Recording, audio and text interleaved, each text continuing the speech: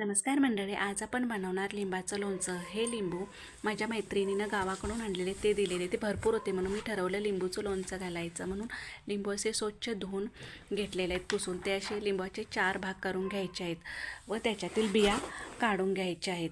लिंबातील बिया काढायच्या कारण की तसंच जर आपण लोणचं घातलं तर लोणचं कडू लागतं, म्हणून लोणचं घालताना कधी पण बिया काढूनच घ्यायच्या आहेत। आता बिया काढून झालेल्या आहेत। आपण आता कढईमध्ये मोहरी, जिरं व मेथीदाणे घालून गरम करून घ्यायचे आहेत व ते मिक्सरला फिरून घ्यायचे आहेत। कढईमध्ये तेल घालून त्याच्यात मोहरी घालून तडतडायला द्यायचे आहे व तेल थंड व्हायला ठेवायचं आहे। कट केलेल्या लिंबूमध्ये जे आपण वाटण केलेलं ते घालायचं आहे। त्याच्यामध्ये मीठ, हळद, हिंग व तिखट घालायचं आहे व ते असं मिक्स करून घ्यायचं आहे।